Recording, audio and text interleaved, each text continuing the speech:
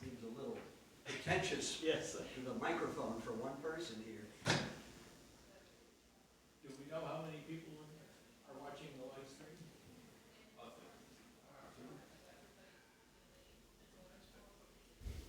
Can you bring the staff in? Sure, we can. Sure. I mean, it really feels lonely in here without some people. All right, well, good evening. My name is Anne Marie Lax, and welcome to the Second Saturday Community Coffee House. It's good to see you. And for those of you on the live stream, welcome also. I'm very happy to have Mr. Mike Agranoff here.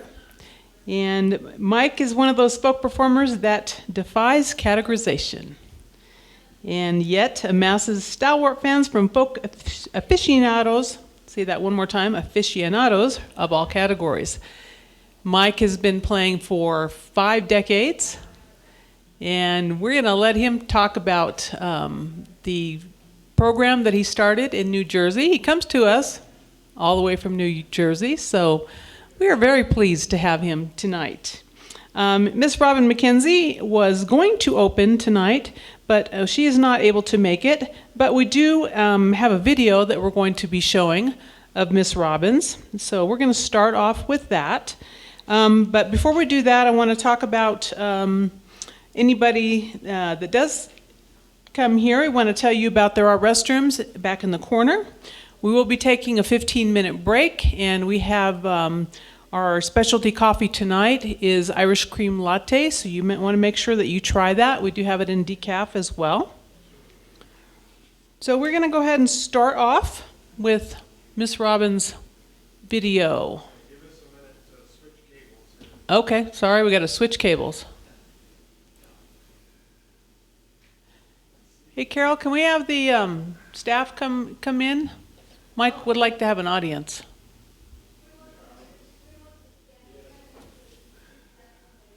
All right, we're going to go.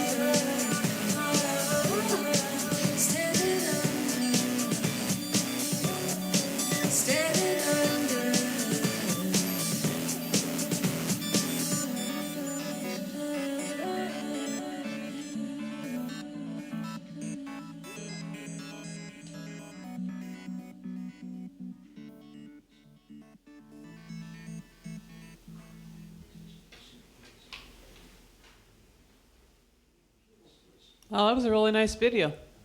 Tell Robin I said that. She did a great job with that. All right, so we're going to go ahead and start with Mr. Mike Agranoff. Come on up.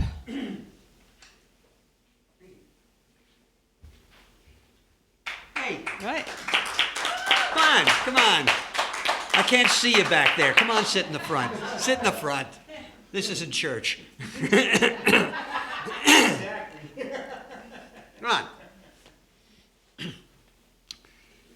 Well, to smite Apollo's harp, I am unable. Of loveliness, alas, I cannot sing. My lot it is across the tavern table to strike a chorus to the strumming string. I have no gift to touch your hearts of pity. I have no power to ring the note of pain. All I could do is pipe a pothouse ditty or roar Rabelaisian refrain. Behold, yon minstrel of the empty belly, who seeks to please the bored and waiting throng outside the opera with ukulele and raucous strains of syncopated song. His ruckus only mocks their hearts that hunger for golden voice and melody divine. Yet, throw a penny to the ballad monger. Yet give a listen to these songs of mine. For with a humble heart I clank rhyme's fetters and bare my buttocks to the critic's knout, a graceless hobo in the land of letters who pipes his ditties of the down and out, a barroom bard. So, if a coin you're flinging, pay me my pot and let me dream and booze. To stars of scorn my dour defiance ringing with battered banjo and a strumpet muse.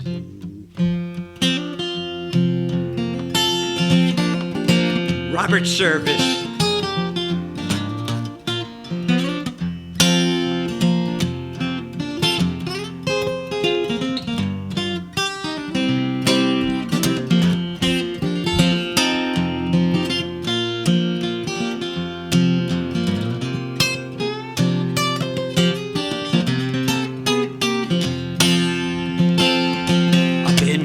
Every day as I travel on my way to the city far beyond the sky. There's not a doubt time is running out and the harvest is a drawing nigh. I need a little time to gather in the grain before I leave the world behind. Yes, and I'm ready when you call me Lord, but give me just a little more time. It's give me just a little more time, Lord, give me just a little more time. So many precious souls are lost in sin, many may be left behind. And I've got a lot of things I need to do before I leave the world behind. Yes, and I'm ready when you call me Lord, but give it just a little more time.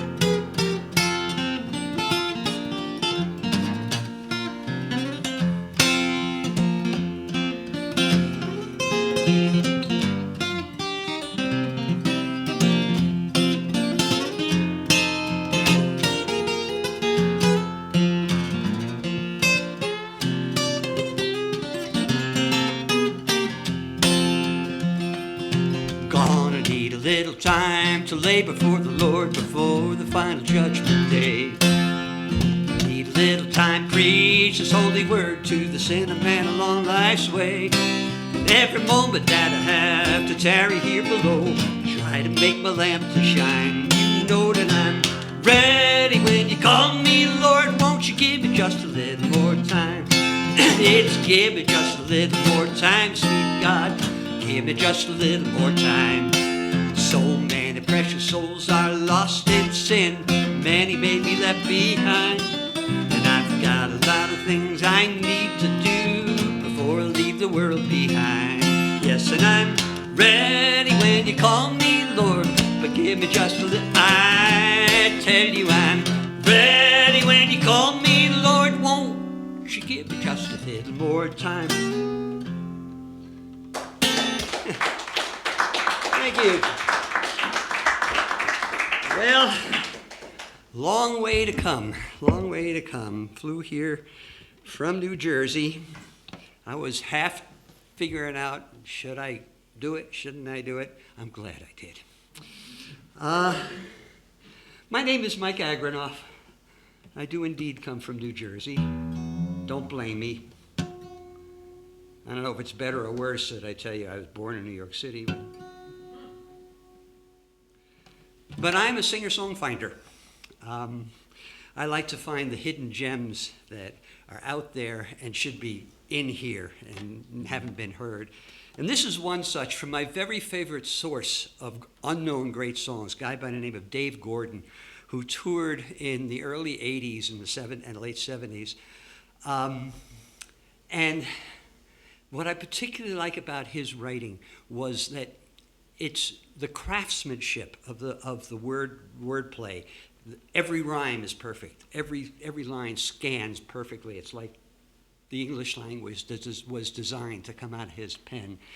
And he left a legacy of 4 or 5 LPs, which somehow or other never got made onto the internet, and I got them all. So this is one of his.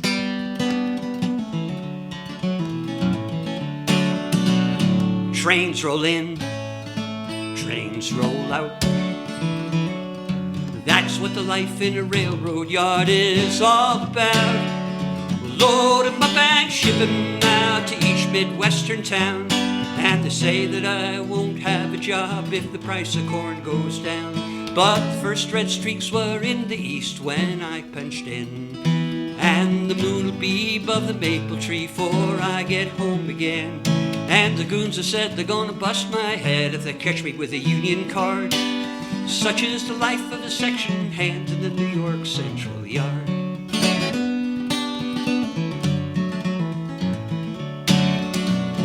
There's a woman, old and gray, sits down by the loading platform every day, waiting for the Portsmouth train to bring her boy from war.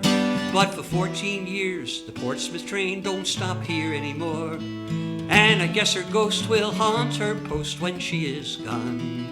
And the arms get heavy, the back gets sore as the afternoon wears on. And the work ain't always easy, but it's seldom far from hard. Such is the life of a section hand in the New York Central Yard.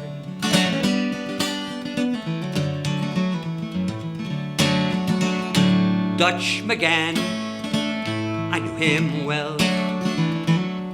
Switch engine give a jerk, old Dutch he slipped and fell. And all he'd left to show for a life that's worked away was a sickly wife, 4 hungry kids, and a mortgage they can't pay. But they give us 3 hours of free time and a box of pine. So we dug his grave and laid him in down by the outbound line. And oft times I've sat and I've tipped my hat to my one-time good old pard. Such is the life of a section hand in the New York Central Yard. Gonna move out west, stake my claim, dig myself a homestead and forget my name. Steal me an engine just to see how fast you'll go. Watch them drivers tear up track, hear that whistle blow. But the first red streaks were in the east when I punched in. And the moon will be above the maple tree 'fore I get home again. And the roof needs fixin', the kids need shoes, Molly needs a bucket of lard. Such is the life of a section hand in the New York Central Yard.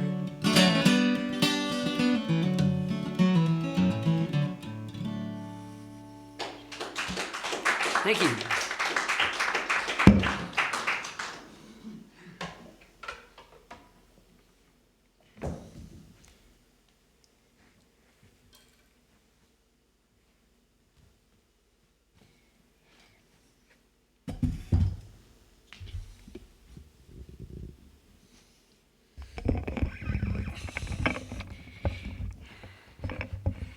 Here is a song by an Englishman, name of Grant Bainham. And if there was a Grammy Award for the song with the best opening line, this one I think would win it hands down. The song is called First Kiss. The first one ever I kissed apart from my cousin Janine, who doesn't count because of the wart, was a long-legged, red-headed pearl of a girl whose second name I never quite caught. She was as old as Eve in her eyes and wise in the ways of men. When Rebecca was 11 and I was a tongue-tied 4, I'd twit of 10. Her folks had a cozy summer cottage, Coleman stove and proper privy in a shed. We had a ramshackle cabin with a camp bed and a bucket with a curtain round instead. They had a tricked-out Vanagon. We had a clapped-out Chevy van back when Rebecca was 11 and I was a no-account, no-nothing nipper of 10. But ever since then, oh, ever since then, it's never been the same and it will never be again as when Rebecca was 11 and I was 10. Rebecca in the willow, in the hollow by the river, in the long hot summer of the best year ever, and ever and ever. Amen. Alan said he'd seen down Rebecca's shirt, he said, and what he said he'd seen looked sort of flat. I told Rebecca I didn't care a heck of a lot for things like that, and Alan is a brat. She sort of smiled like they shouldn't, like they do, although I didn't know they shouldn't do then. When Rebecca was 11 and I was a new and clueless clown of 10. Follow me down, and we'll climb the pussy willow in the hollow by the shallow river turning. So she climbed, and I followed, and I looked up the leg of her shorts, which at least shows I was learning. And we sat in the willow in the hollow by the shallow of the river where the minnow dodged the pike. And Rebecca put her 2 tanned arms behind her head and said, "Go on then, you can kiss me if you like." And the golden down on the brown of her skin, and the moon-white star on the point of her chin, and the eucalyptal taste of sin for the first time.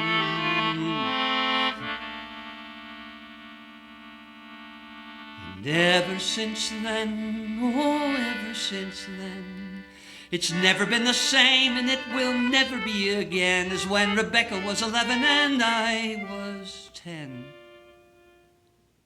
Rebecca, in the willow, in the hollow by the river, in the long hot summer of the best year ever, and ever and ever.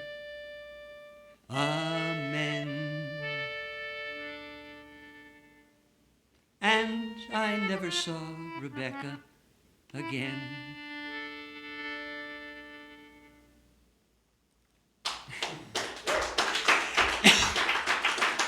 Is that not a delicious little song? I mean, it didn't happen to me, but I was there. I can still feel it. Ooh. One of those songs you can inhabit. Grant Bainham.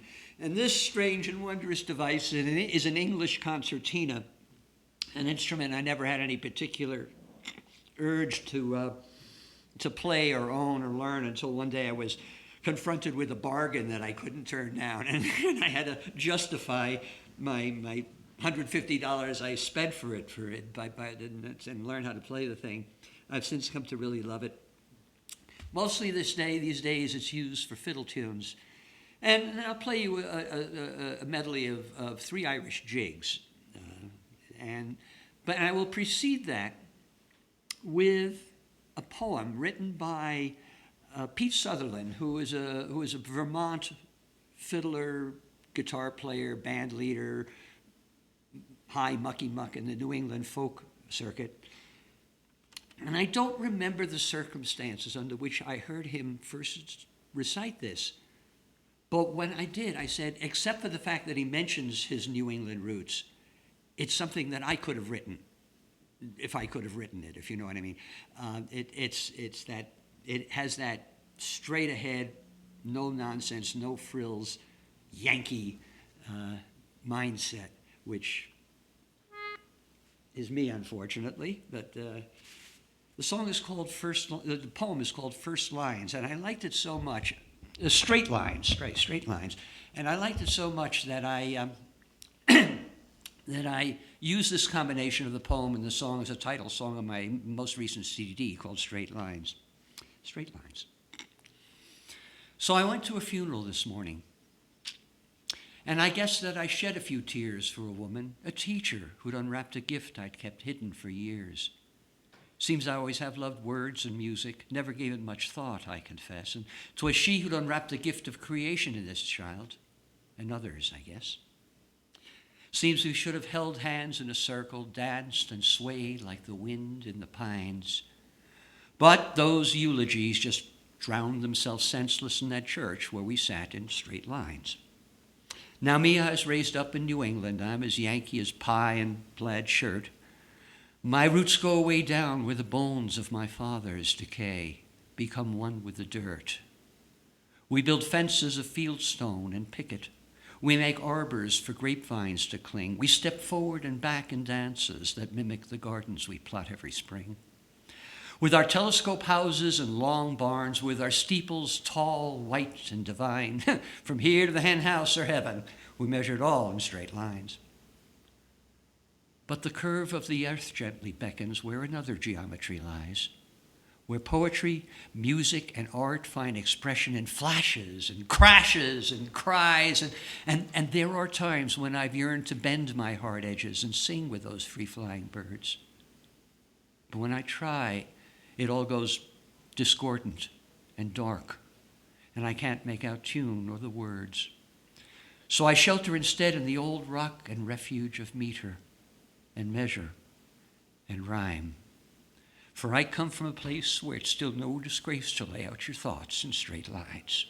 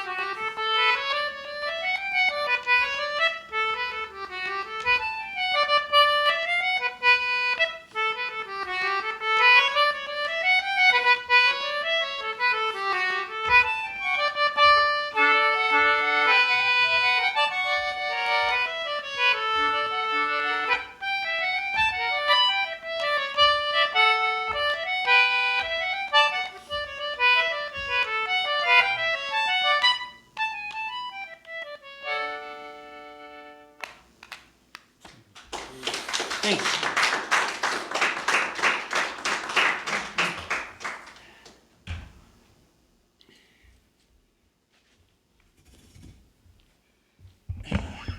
I am going to have to either learn how to play guitar without finger picks or play concertina with finger picks. It'll save a lot of time.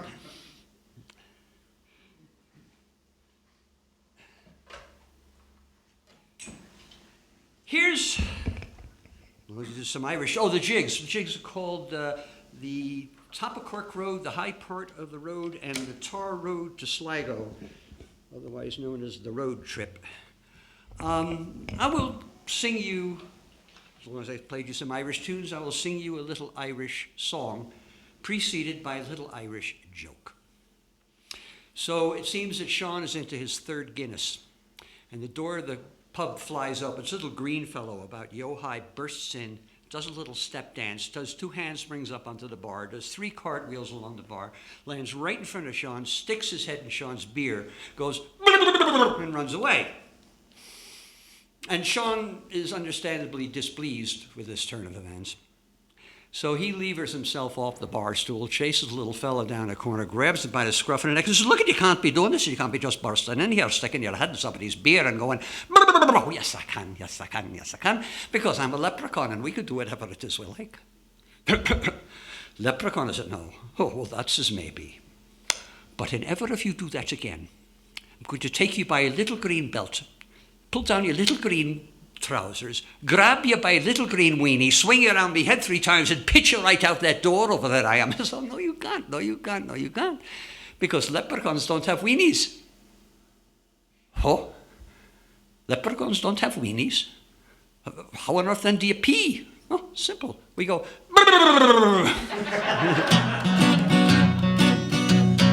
All right, this song has a chorus that I dare you to sing.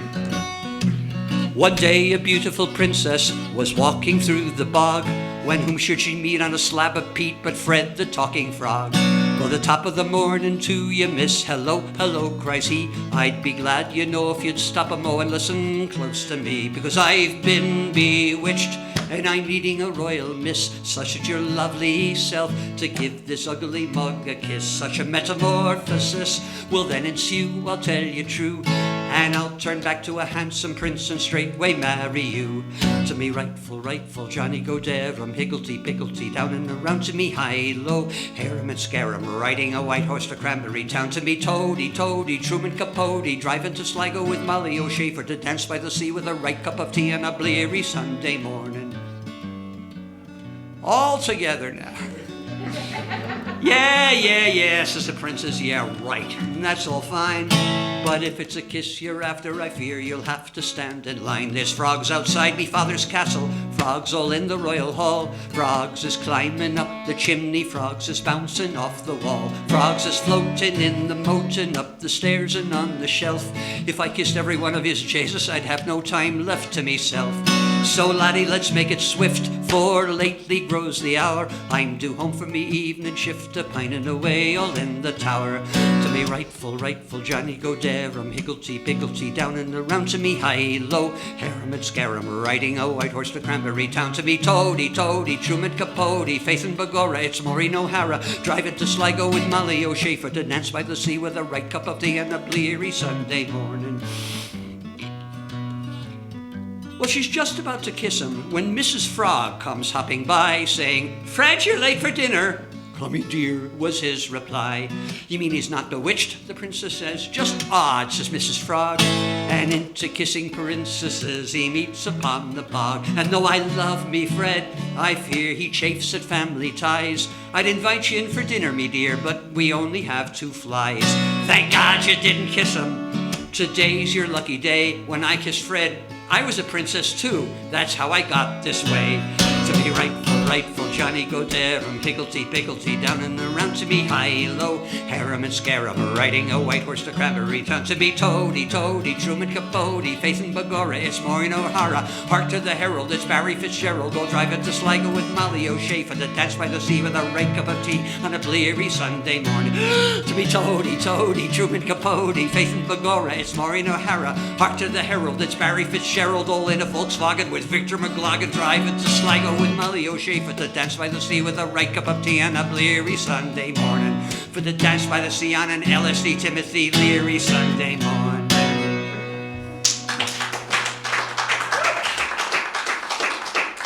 Michael Peter Smith wrote that. Ah, sure. Here's one I added to the set list when I found out I was going to do a longer set. This is a song by Lou and Peter Berryman. Have they crossed your paths at all? They were a divorced couple that toured together after their divorce for some 30 years, of wonderfully comedic songwriters. And this song is called The Speculator, and it's about an app that you put on your phone. So when you put your phone in the dashboard holder, it uses the camera to scan the horizon for things that you might not understand and offer you speculates on potential explanations of what they are. So this is Speculate. Do that again. Like I said, I just put this in the set list this morning.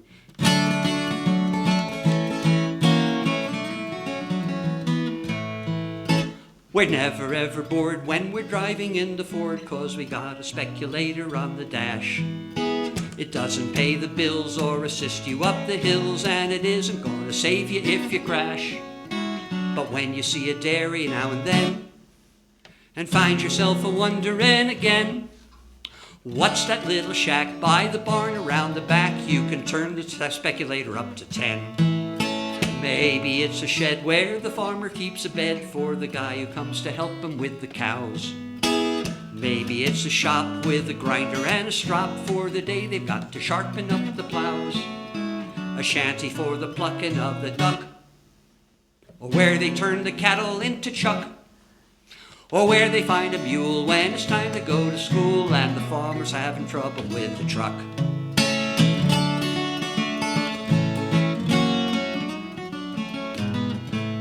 Oh, nothing's ever like a jalopy on the pike, with the rattle of the windows in the doors, and the whining of the wheels and the radio spiels and the clatter of the clutter on the floor. But then you hear a rumble from the hood. Uh-oh, something isn't working like it should. We may have to walk, but judging by the talk, the speculator's working pretty good. Maybe it's a link from the pedal on the blink, coming loose enough to rattle and to what's the line? I'll get it when I get the rhyme. Maybe it's a link from the pedal maybe it's a link from the pedal on the blink, coming loose enough to rattle and to clunk. Maybe it's the choke or the heating coil broke, or there's someone entertaining in the trunk. Maybe it's a carburetor fire, burning insulation off a wire. I think a chunk of rust could have twisted in a gust and be rubbing on the rubber of the tire.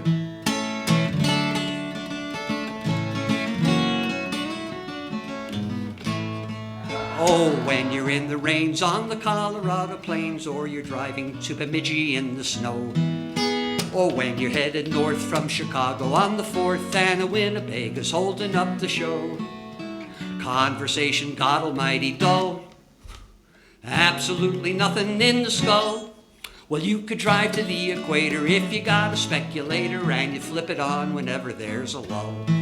Is that a chunk of wood in the middle of the hood, or a chicken enchilada for an elf?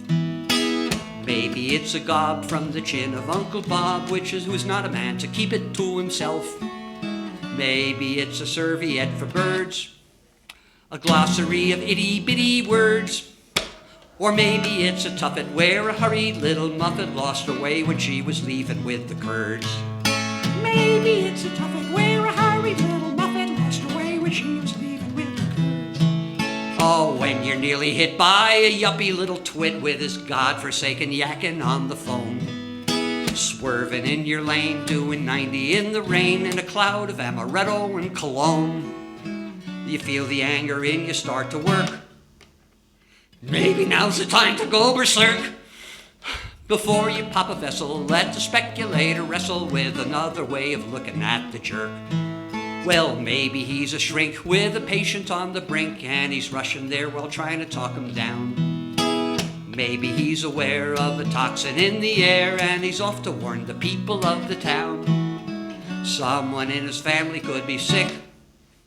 His daughter hit his mother with a brick. His dog has got the rabies, or his wife is having babies, though the odds are in your favor, he's a prick.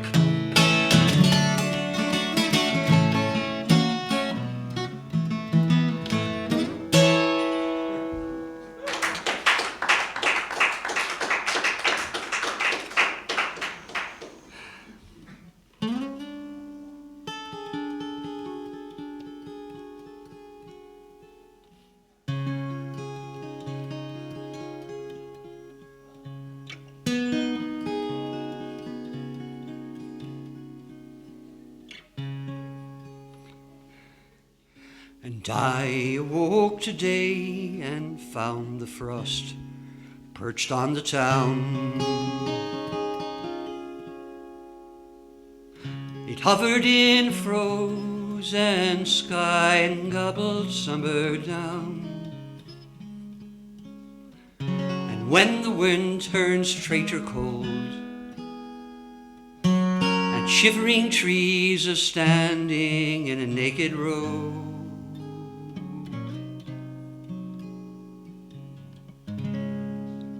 I get the urge for going, never seem to go.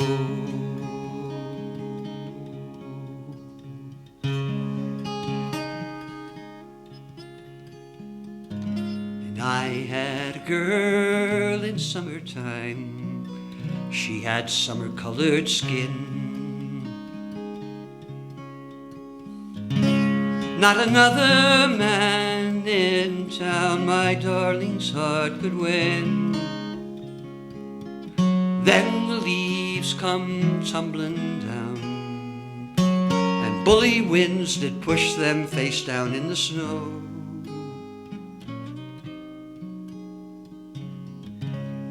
And she got the urge for going,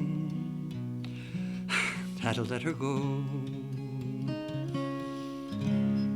And she got the urge for going now when meadow grass was turning brown and summertime was falling down, winter's closing in.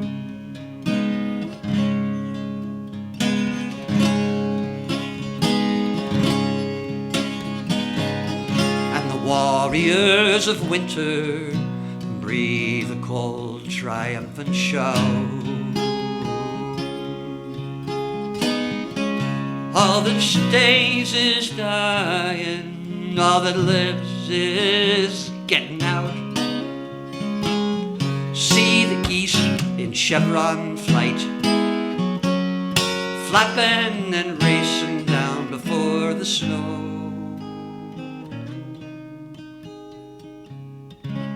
They've got the urge for going, got the wings to go.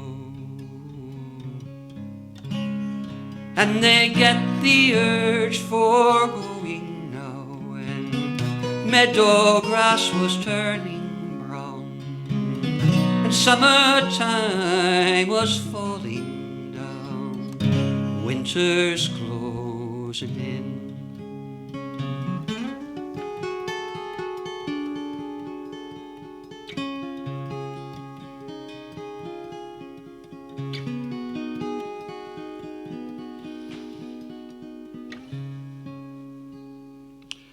And so I'll ply the fire with kindling and pull the blankets to my chin.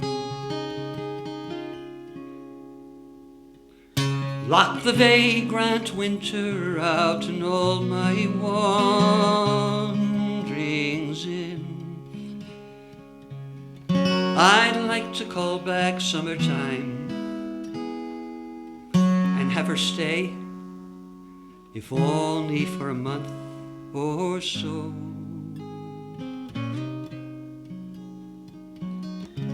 But she's got the urge for going.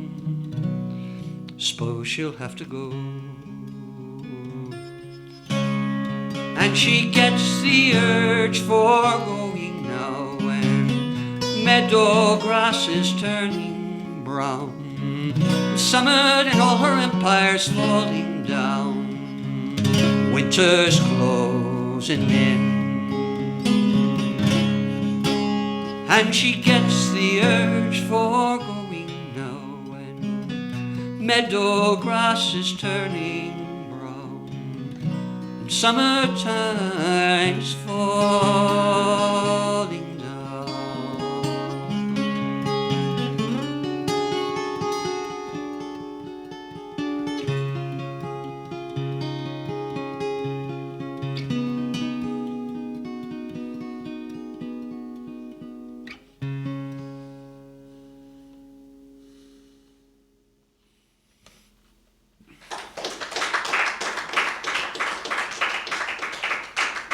Joni Mitchell.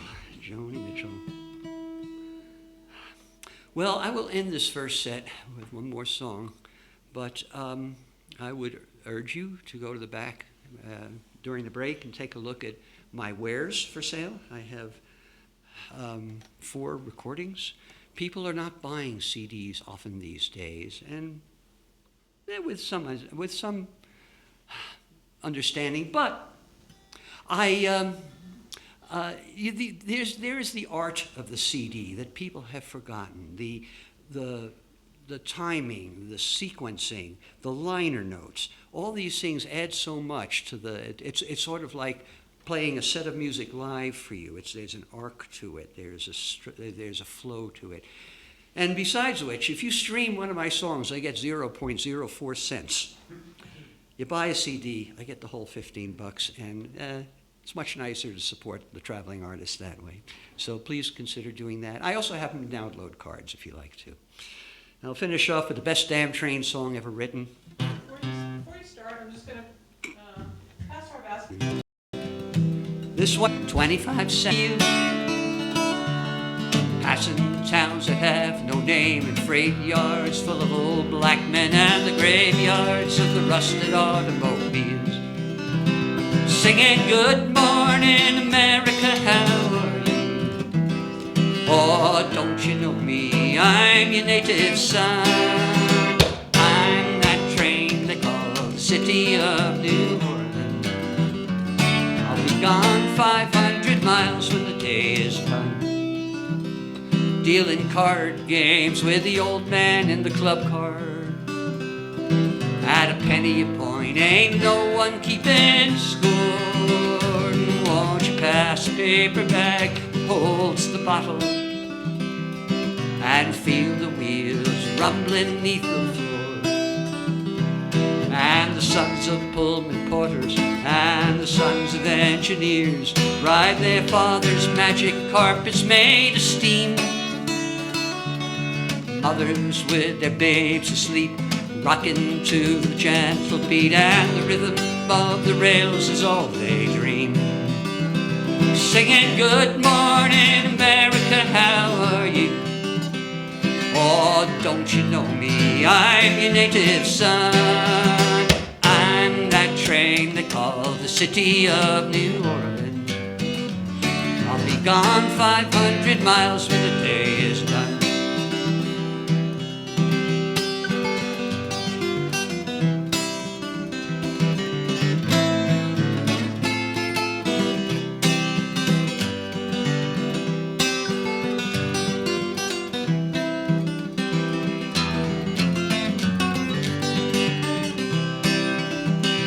But it's twilight on the city of New Orleans, and talk about your pocket full of friends. Maybe there won't be another morning, and no tomorrow waiting round the bend, singing good night America, I love you. Oh, don't you know me, I'm your native son.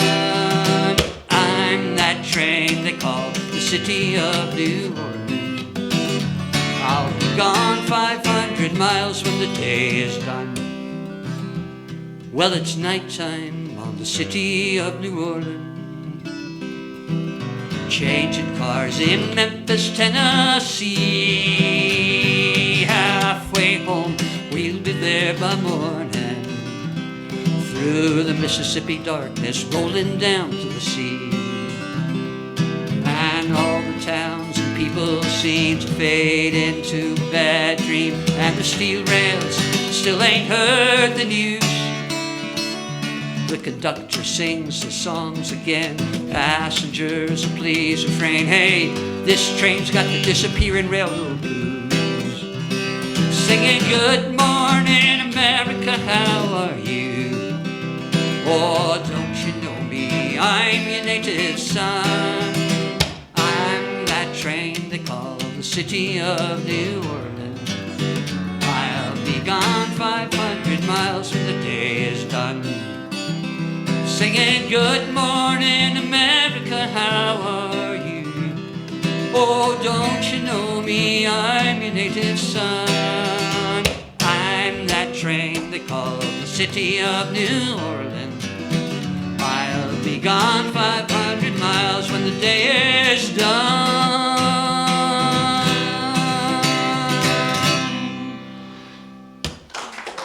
Thank you much. See you in a few minutes.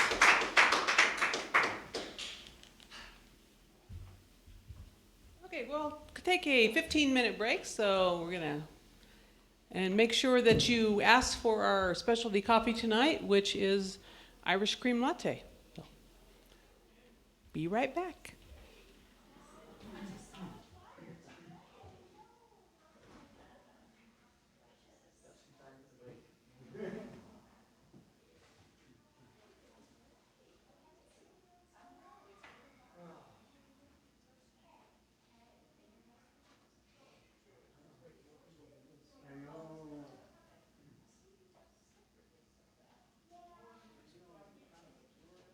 Well, essentially, my friend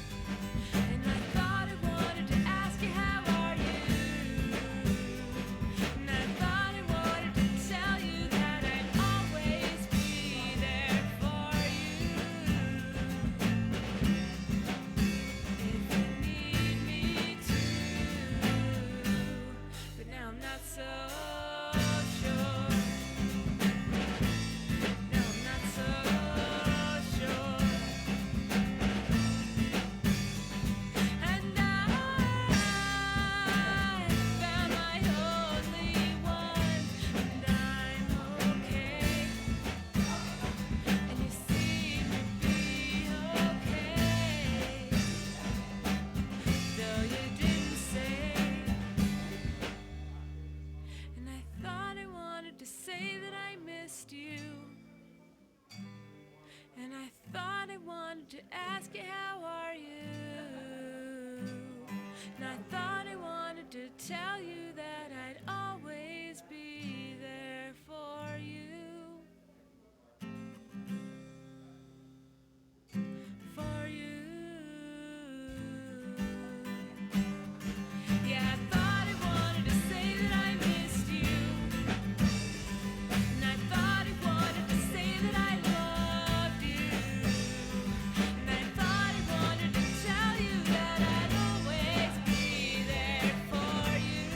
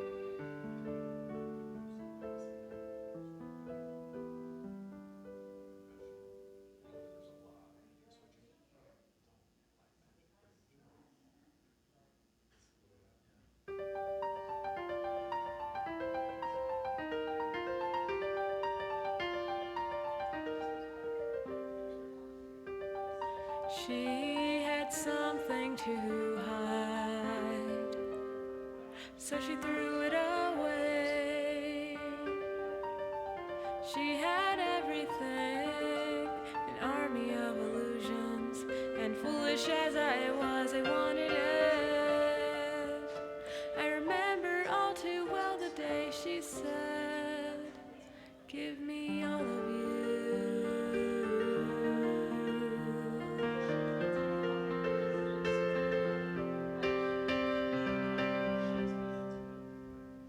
And you look just like her, so I hope you can forgive me for being somewhat wary. I don't think you really need an explanation.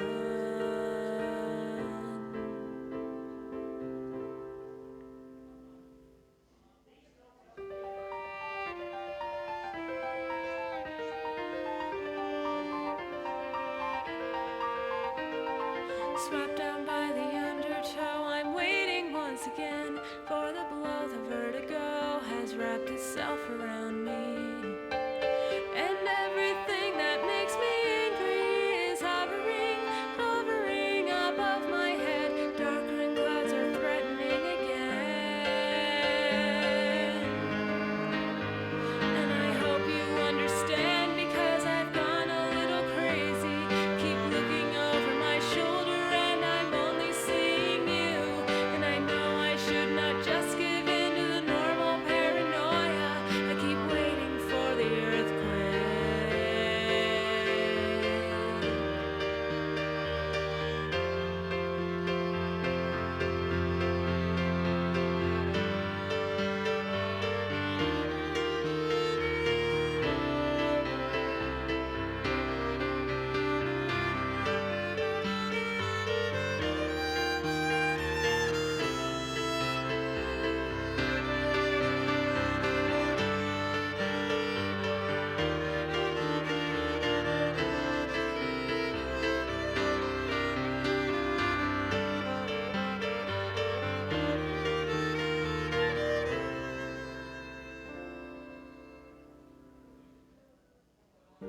And I remember the promise broken so neatly. I remember the starlight. I remember everything. I remember everything.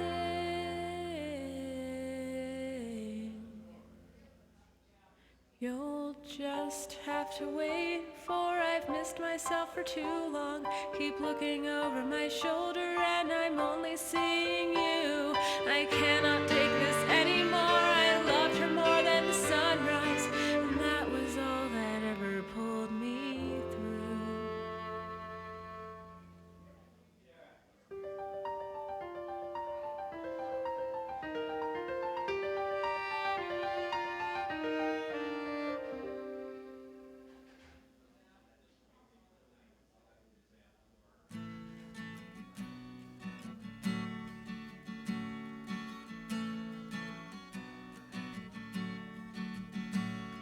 I wish I could write one more letter.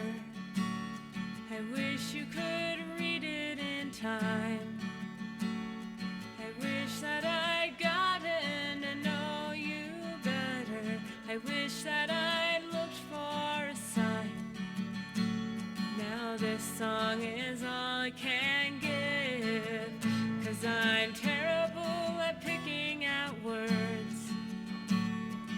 You know that you'll always live in my heart, in my memories, in the verse that you wrote to me. You'll never know what you mean to me until it's time.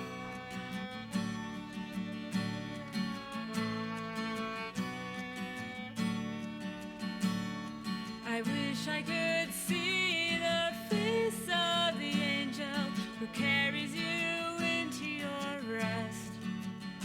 And even though I'll miss you I know that it's all for the best. Now this song is all I can give, though I wish I were with you tonight. You know that you'll always live in my heart, in my memories, in the verse that you wrote to me. You'll never know what you mean to me until it's time. And I hope you remember me, 'cause I know I'll remember you. And I know that I'll never see you again, but I can still feel you. I wish I could write one more letter.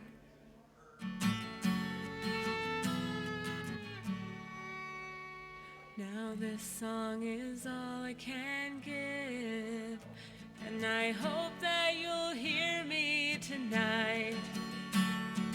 You know that you'll always live in my heart, in my memories, in the verse that you wrote to me. You'll never know what you mean to me until it's time. Until it's time. Until it's time.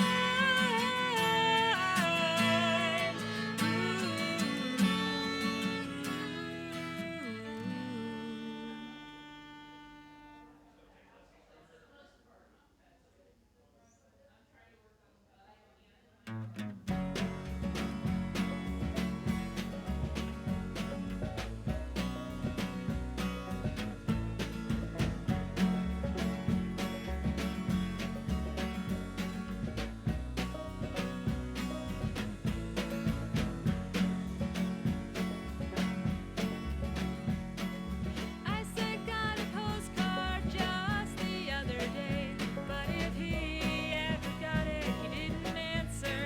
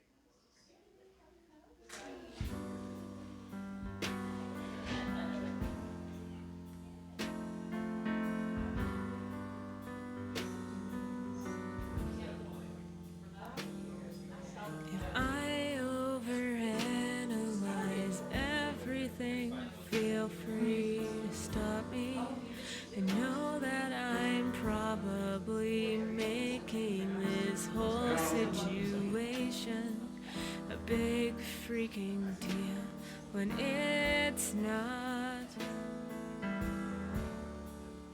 But if you knew everything I'll never tell you, I think you might feel like you don't even know me. That itself would kill me. I'm not kidding. So thanks for letting me squeeze your arm. Oh, goodness.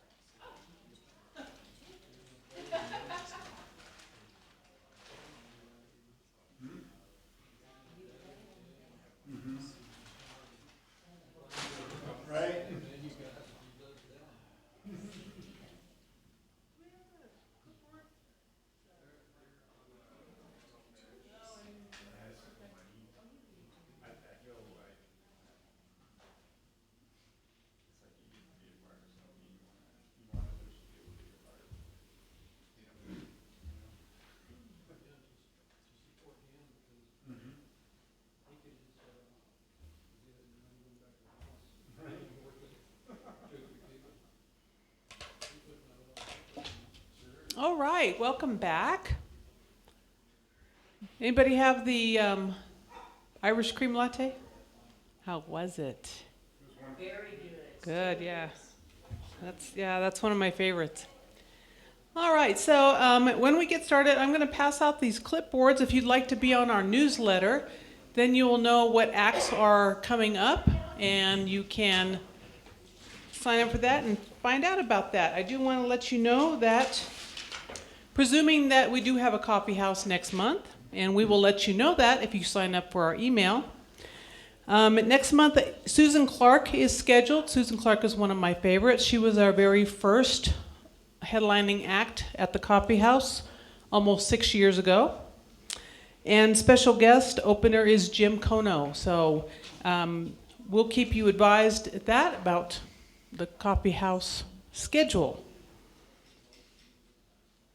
All right, and if you are watching on our live stream, be sure and check out our donation button, which is on our Facebook page. It's right up there at the top. So we're going to have one installed on our live stream eventually, but for right now, check out the donate button, and we would appreciate if you would donate for tonight's act. All right, so we are looking for our headlining act, Mr. Mike Agranoff. Hasn't he been great so far? Yep. And here he comes. Let's give Mr. Agranoff a big hand.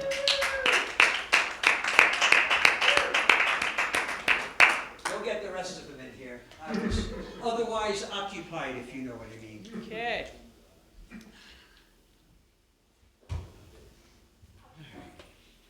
Just give me a moment to tune up. While you get the rest of those people in here, so I have someone to play to.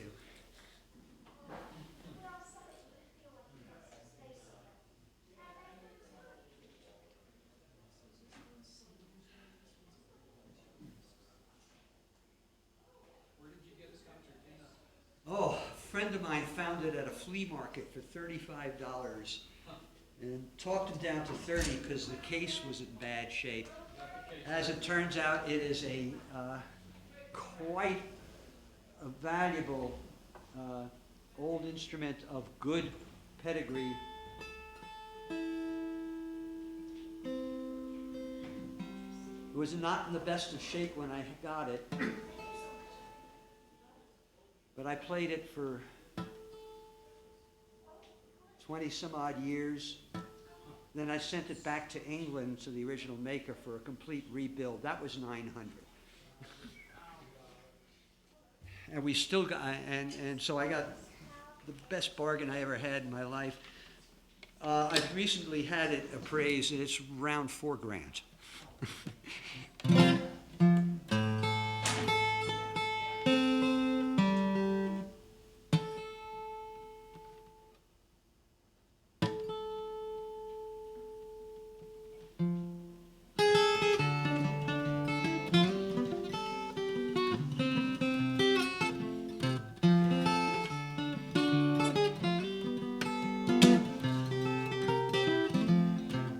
Would you like to play the guitar?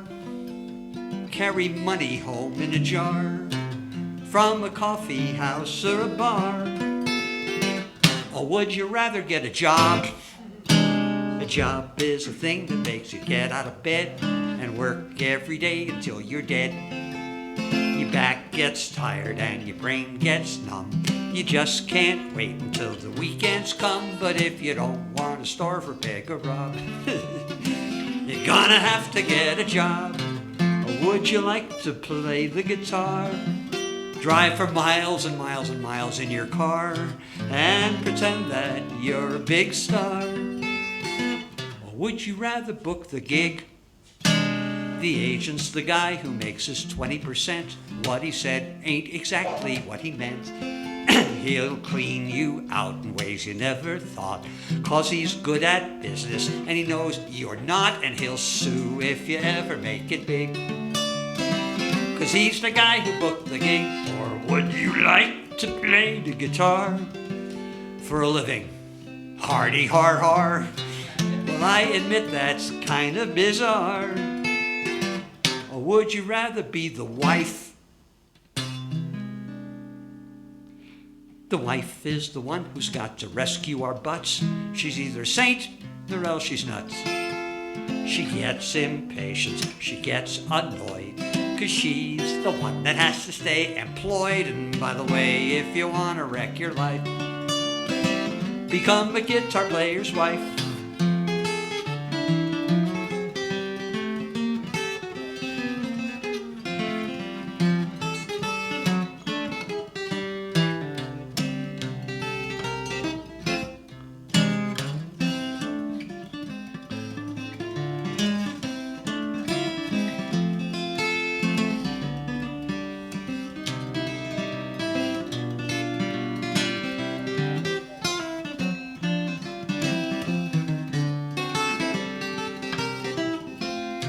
Well, this is the title song to my second CD called Or Would You Rather Get a Job?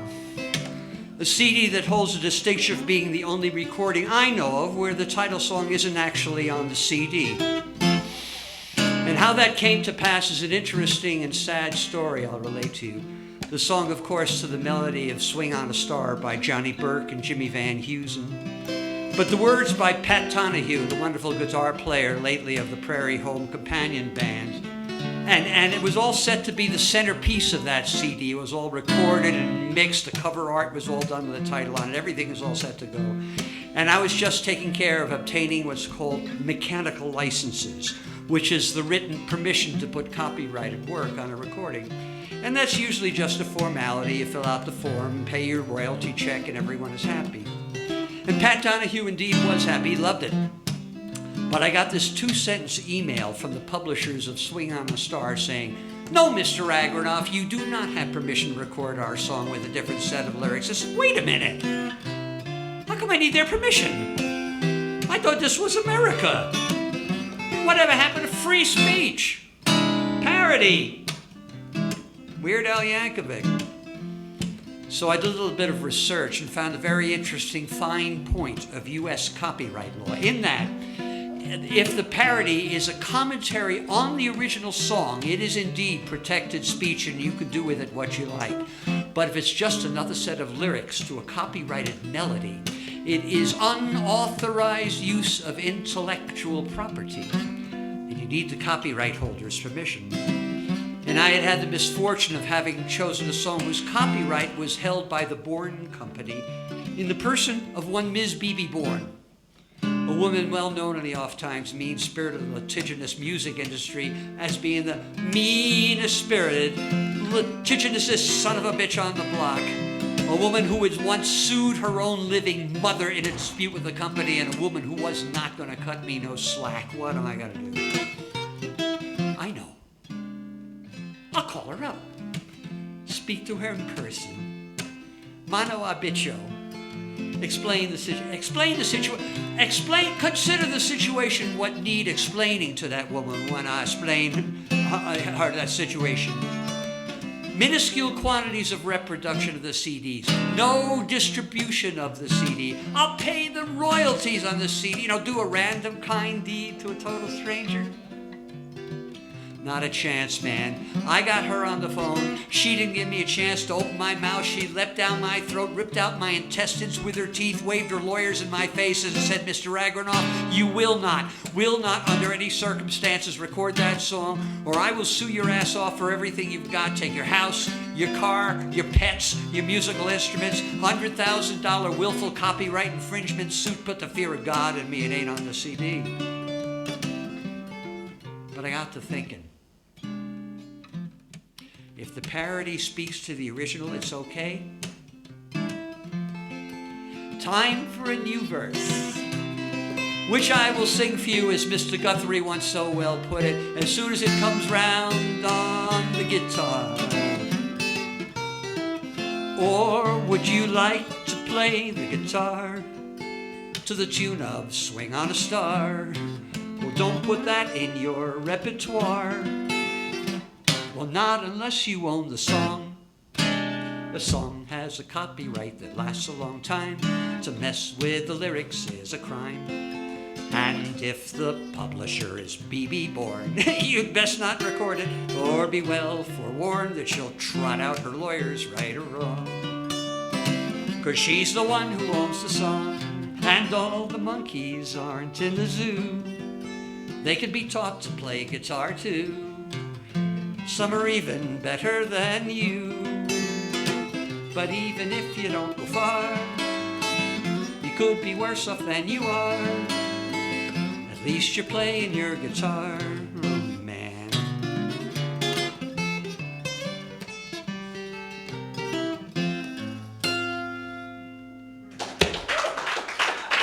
True story. Every last word of that story is true. I was so annoyed. I just some years, maybe 5 or 6 years ago, I heard that BB Born had shuffled off this mortal coil.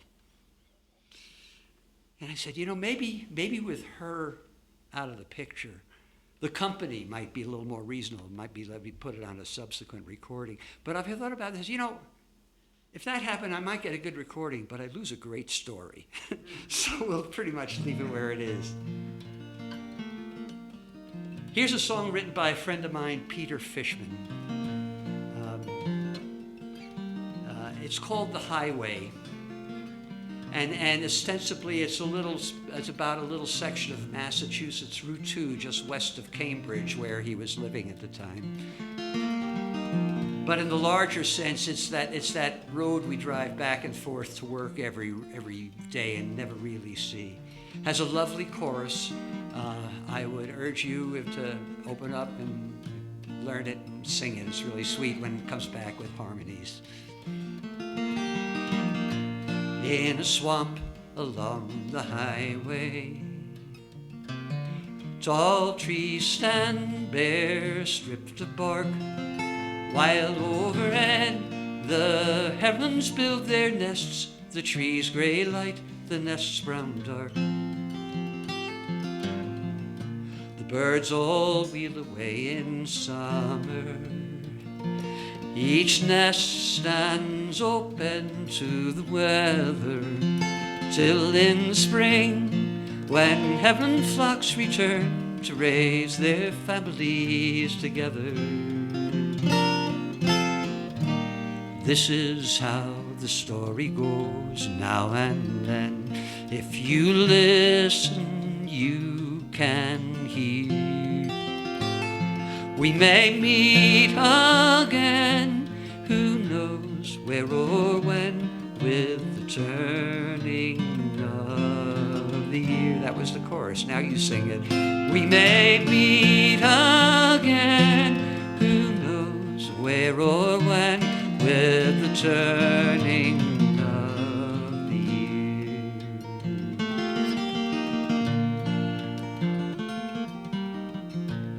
Fallow fields along the highway, corn stalks scattered on the dirt, last summer's bounty harvested and sold, the cold, cold ground remains inert.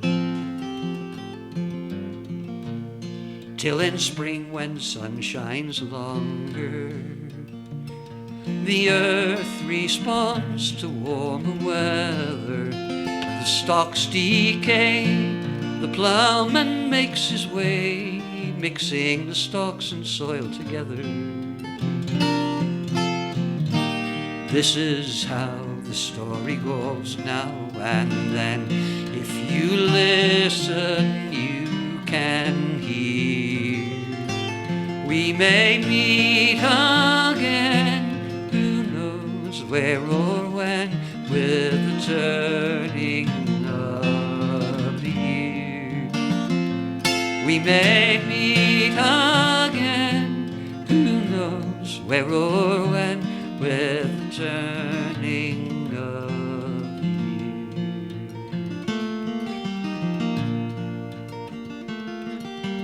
year. Cycle of seasons, tempest and time, effects of planetary motion around the sun. The bluest blue moon still tugs the tides around the ocean. Drivers all along the highway, mostly on their way to work. They're weaving in and out across the lanes, this one polite, that one a jerk. Most like me work in some building, completely cut off from the weather. And at day's end, we barrel round the bend, all homeward bound, alone together. This is how the story goes now and then. If you listen, you can hear. We may meet again, who knows where or when, with the turning of the year. We may meet again, who knows where or when, with the turning of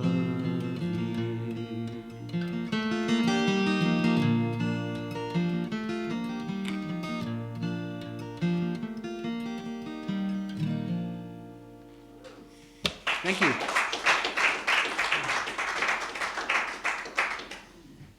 I heard a couple of lips moving. People don't sing together anymore as a social activity. And I miss that, because I've been doing that since I was a kid, and except in church. And I didn't go to church. But you're in church. You can sing.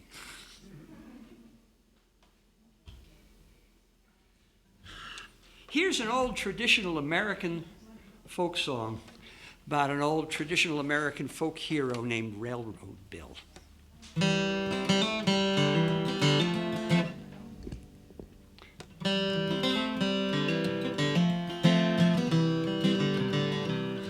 Now Railroad Bill was a hard-living man, used to take his women two at a time. And everybody said he was the baddest engineer ever drove for the Illinois line. His name was known from the folks back home to the tippy top of Telegraph Hill. And all the little kids, when they were sneaking cigarettes, he used to dream about Railroad Bill.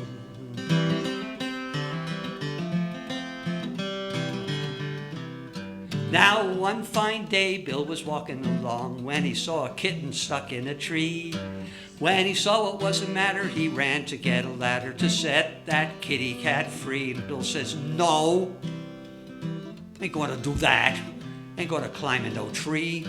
It's a stupid, stupid song. No folk singer gonna make a damn fool out of me. Wait a minute. That's not, that can't, that's not.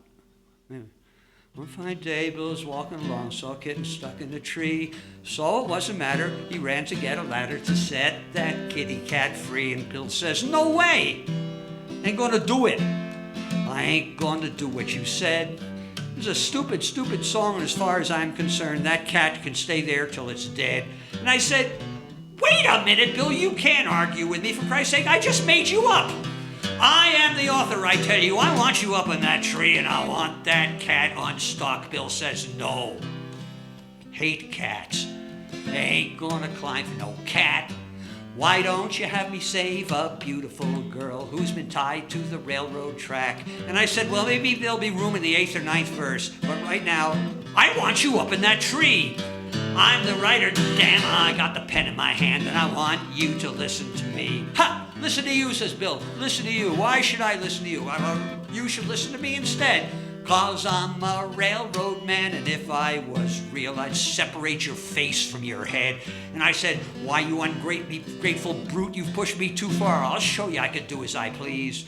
Just then an earthquake came and shook the whole terrain and brought Railroad Bill to his knees.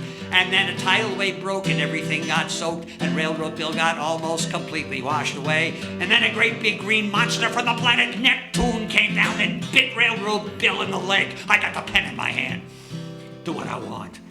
I'm a bright young talent on the rise. So get your ass up that tree or I swear you ain't getting out of my folk song alive. You don't scare me. You may be funny, but you don't scare me. But because if you don't leave me alone, I'm going to tell everybody where you stole this melody. But before he could speak, his tongue fell out, and he could not make a sound.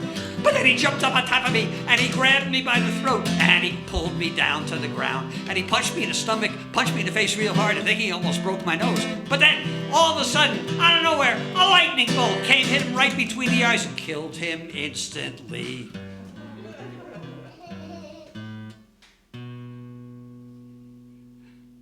The cat came down from the tree, had a bowl of warm milk, and went to sleep for the night. Railroad Bill is survived by a wife and 3 small children. Dear God, I love to write.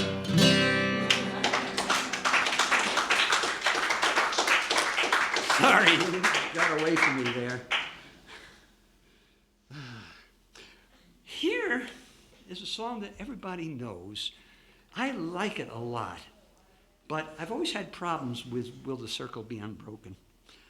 Because it's this joyful, joyful song about details, grim details of your mother's funeral.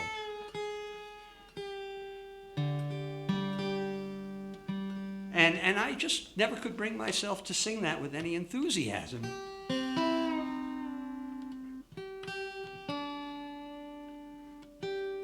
Then I found some alternative verses, which I like much better. They still are, have that, yes, we'll all be together in the great by and by sense to them, but without your mother's funeral, which I just as soon not sing about.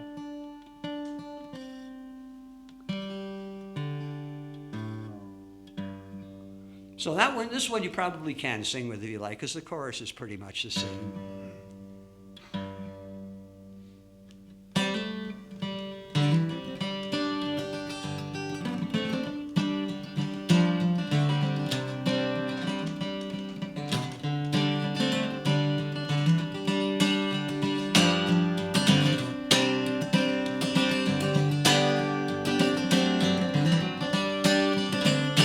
There are loved ones in their glory, whose dear forms we oft times miss. When you close your earthly story, will you join them in their bliss?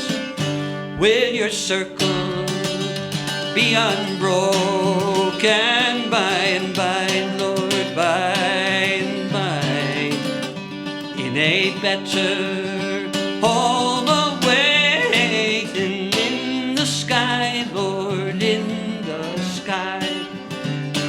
You remember cheerful gatherings by the fireside long ago, and you think on tearful partings when they left you here below. What will your circle be unbroken by and by, Lord, by and by, in a better home awaiting in the sky, Lord, in the sky?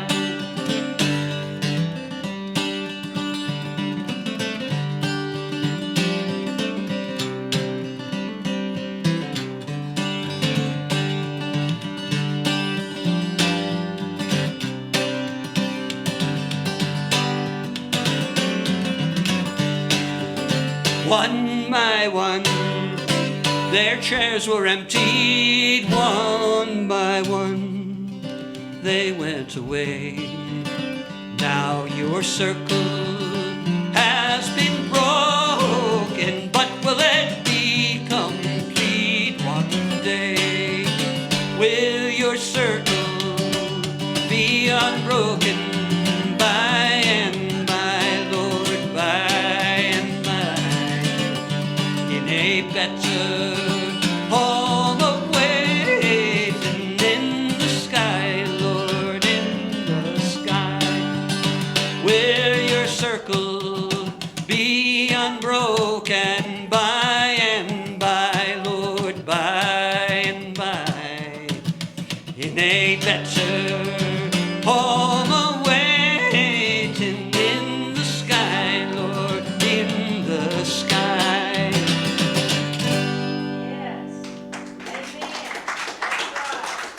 That's Brave souls, open your mouth. All right, and now for something completely different, as Monty Python would say.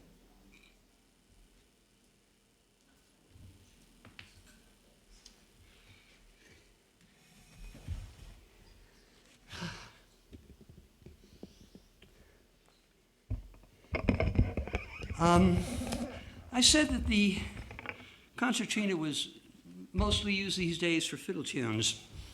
I'll play you an old German fiddle tune by an old German fiddler named Johann Sebastian Bach. This is the preludio from his third partita for unaccompanied violin. And this is the one that all the hotshot violinists use as their solo encore piece, usually ripped out around warp 7. I can maybe manage warp 4.5 if I'm on a good day, but it's still pretty quick. And it's not entirely reliable, so there may be a train wreck. I hope not. The preludio.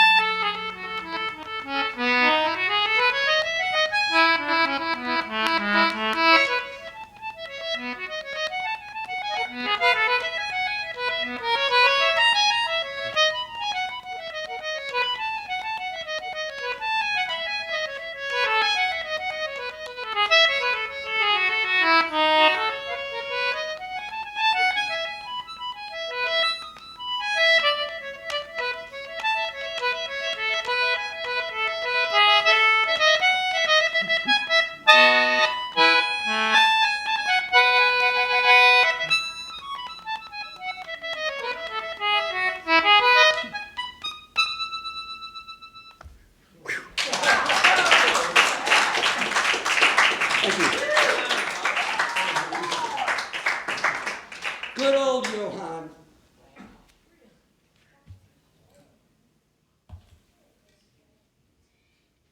And now for something even more completely different. I will tell you a story.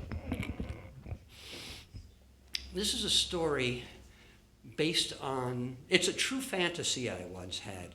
On my very first job as a mechanical engineer out of college, I worked for Avco Lycoming in Stratford, Connecticut, and they make gas turbine engines, mostly for helicopters and aircraft, but they were working on one that was to be slated for what was to become the M1A1 Abrams tank. And shortly after I joined the company, they had a demonstration of a test vehicle. So they got a working thing, and they have demonstration for the whole company. They got all several, like 1,000 of us out there to test track to watch. And you do not realize how big these things are until you actually see one in person. They wheeled this thing out on a flatbed trailer, and like the inner third or inner quarter of each tread was on the trailer, and the rest of it kind of hung out on the end. And they rolled it down, fired it up, and ran it around this track. And it was fast, and it was noisy, and raised a cloud of dust into a gearhead like me. It was, whoa! So I had to get a better look at it. And so totally unauthorized, some days later, I snuck into the shed where they kept it. I mean, if they had ever found me, I'd probably still be in jail. And I'm climbing all over this thing, and I get into the driver's compartment, and expected to see like levers and dials. And what's there are two pedals and a 10-inch diameter steering wheel. Looks like they bought it at House of Chrome, with the holes in the spokes. And I immediately, envisioned leaping into this thing and driving home along I-95. And that sort of vision, some 10 years, 15 years later, became the Ballad of Jake and 10-Ton Molly, which I'll do for you in a second.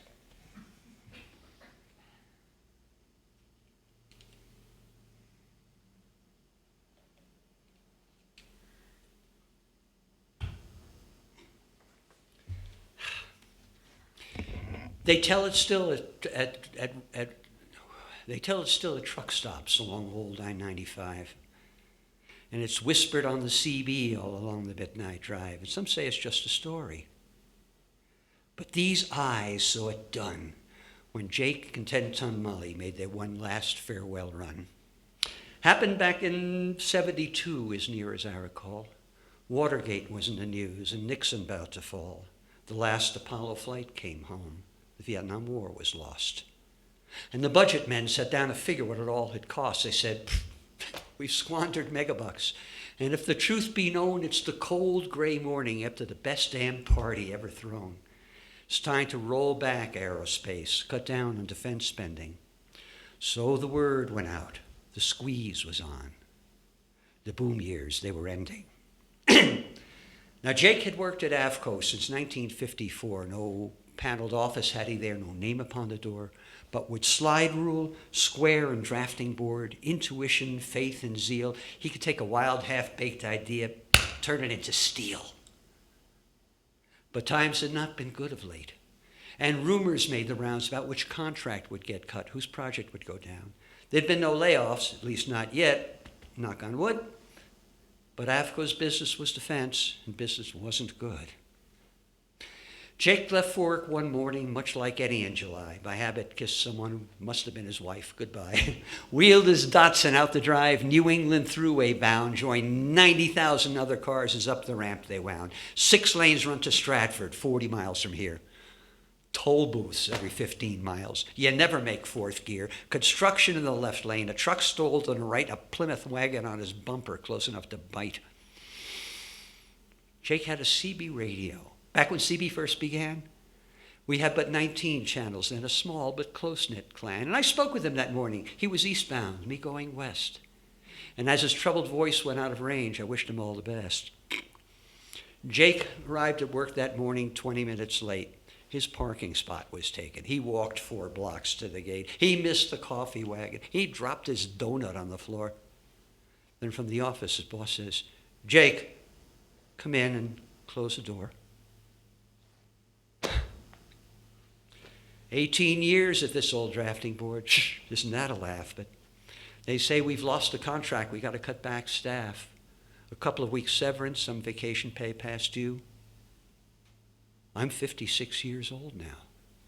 What am I supposed to do? Get a cardboard box from shipping, pack up tools and books, wander the halls aimlessly, avoiding people's looks, make the rounds of friends and colleagues, shake hands as faces blur, and for last, let's go see Molly. What's to come of her? Poor old 10-ton Molly. What will become of her? Out the door, across the street, out to the testing shed where Molly waited silently as if asleep or dead. Snapped the switch. Fluorescents bathed her in their cold blue light. Hiya, girl. How you doing? Boy, you're a pretty sight. 20 tons of armor plate. A diesel heart inside.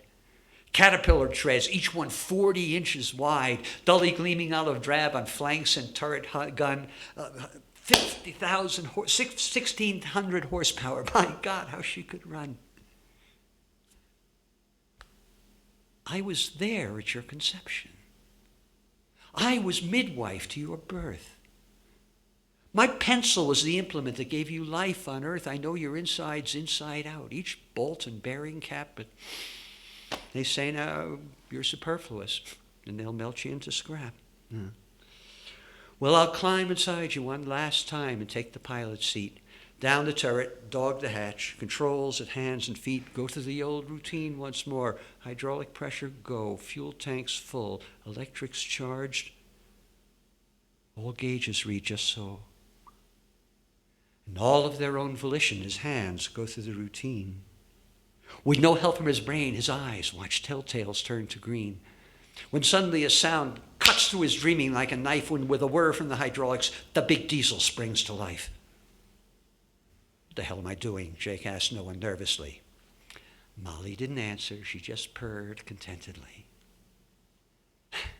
And then the weight slipped from his shoulders, and out his laughter rang and said, oh well, if I'm going to go, I'm going with a bang.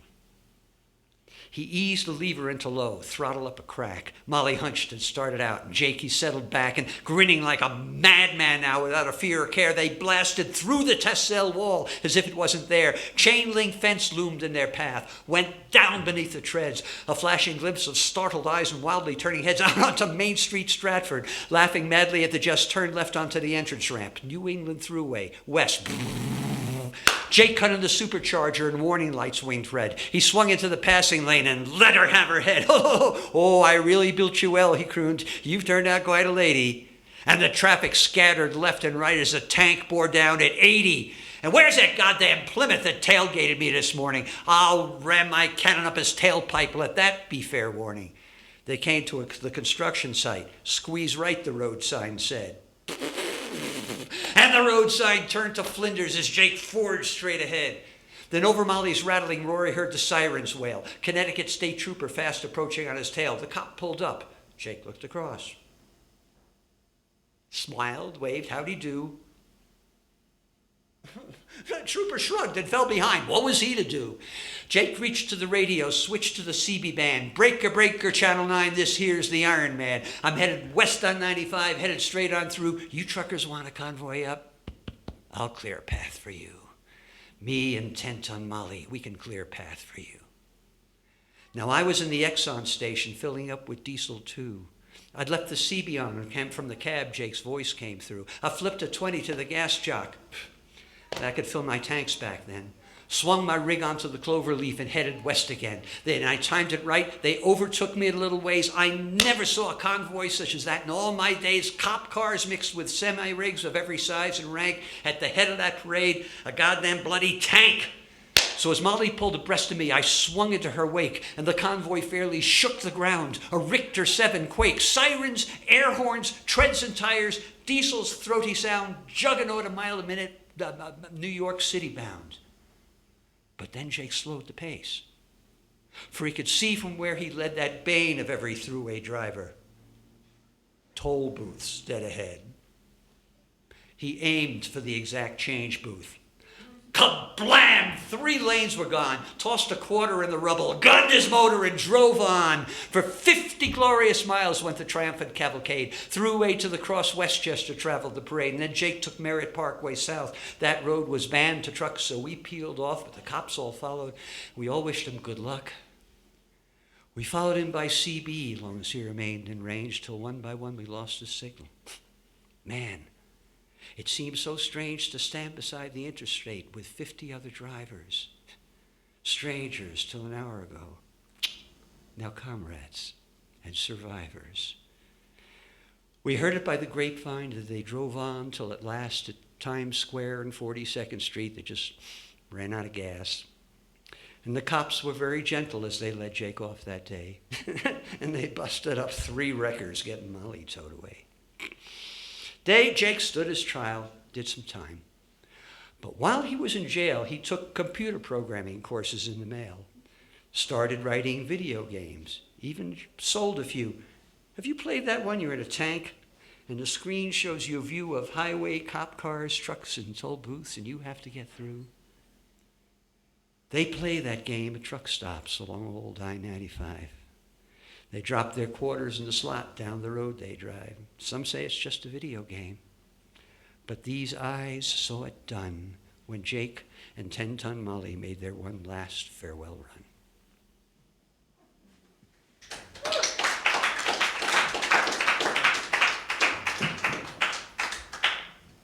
That form of entertainment, stories told in rhyme, called recitation, used to be standard fare on the legitimate stage, vaudeville, and in the home. You know, Casey at the Bat, all the Robert Service stuff. And it's somehow or other fell out of favor. I suspect because it never really translated itself well to mass media. You need the presence of the speaker in order to fully appreciate it. It's a guess, but whatever it is, I've written about a half a dozen of those.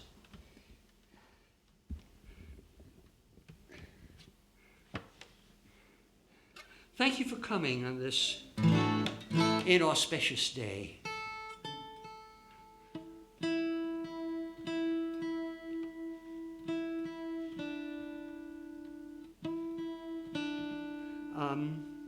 Thank you for listening. Thank you for staying. Thanks some of you for singing. You're welcome.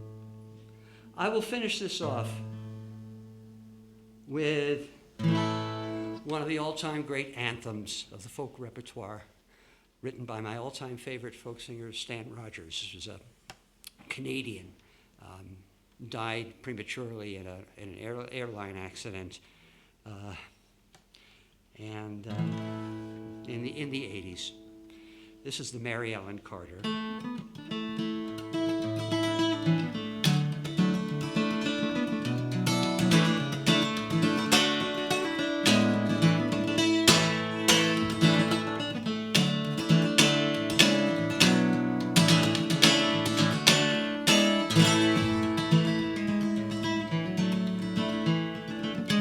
Little less guitar, please.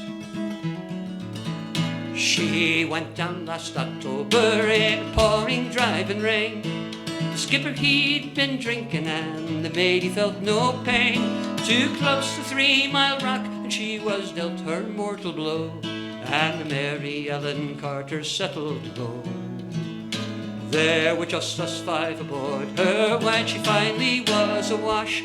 We'd worked like hell to save her, all heedless of the cost, and the groan she gave as she went down, it caused us to proclaim that the Mary Ellen Carter'd rise again.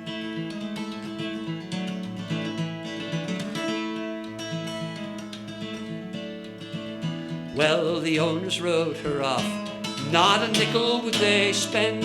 She gave 20 years of service, boys, and then met her sorry end. But insurance paid the loss to us, so let her rest below. And they laughed at us, said we'd have to go. But we talked of her all winter, some days around the clock. She's worth $250,000 floating at the dock. And with every jar that hit the bar, we swore we would remain. Make the Mary Ellen Carter rise again.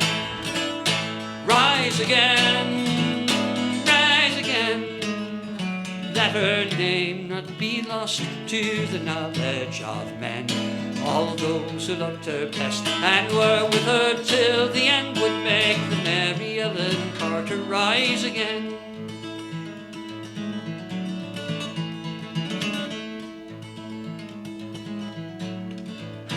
Well, all spring now we've been with her on a barge lent by a friend. 3 dives a day in a hard hat suit and twice I've had the bends. Thank God it's only 60 feet and the currents here are slow, or I'd never have the strength to go below. But we patched her rents, stopped her vents, dogged hatch and porthole down, put cables to her fore and aft and girded her around. And tomorrow noon we hit the air and then take up the strain. Make the Mary Ellen Carter rise again. Rise again, rise again. That her name not be lost to the knowledge of men. All those who loved her best and were with her till the end would make the Mary Ellen Carter rise again.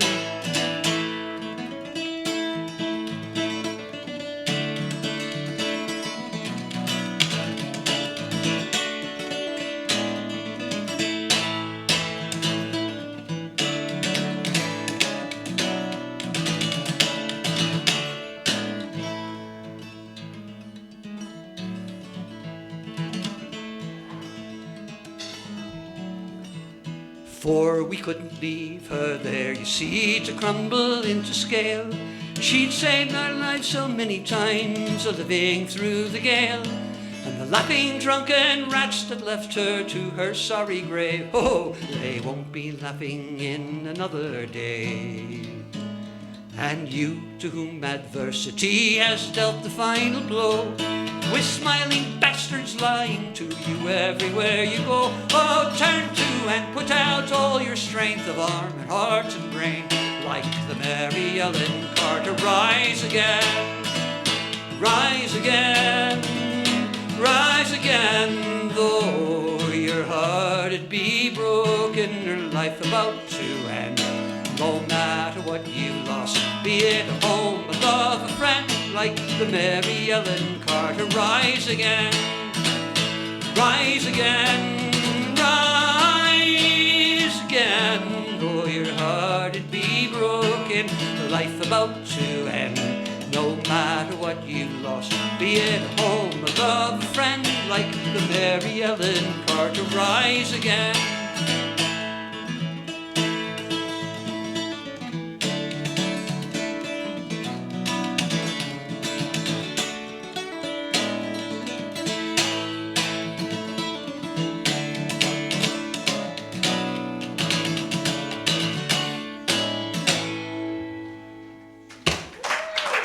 Thank you so much. Good night. Sign the mailing list and buy some CDs. They're good. I have a quick announcement to make. Would anybody like to hear more of Mike? Tomorrow evening, Mike will be performing a house concert at my place in Rio Rancho, About an hour. about an hour's drive from here, about a half an hour from downtown Albuquerque. So, see me if you would like to come. I'll give you the address, whatever other details. And it will be a largely different program. Yes, you won't hear the same songs, but you'll hear more of Mike, same kind of entertainment, same level of excitement. So come and join us. All right, yeah. Want to go see Mike again? Go over to Dave's house tomorrow night. That would be great. If you didn't get a chance to contribute to help pay for the musician, the basket's up here. So drop that on your way out. And I want to invite you to come back next month to see Susan Clark with special guest Jim Kono. And if you are signed up for our mailing list, we will let you know if that show is still going to happen. So thank you all for coming out tonight. I really appreciate it. It's great to see your face. So we will see you next month. Cross your fingers.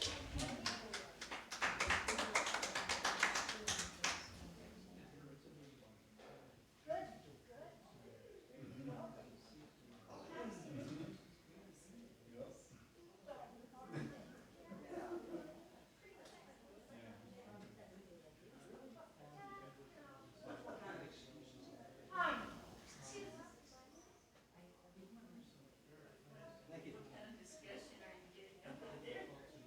So much. You're welcome. And thanks for, I was trying to be quiet because I No, love it's okay. I mean, But then when you I invited me, I'm like, often get distracted, but thank you for, oh. but it didn't, somehow or other it didn't. I must be mellowing my old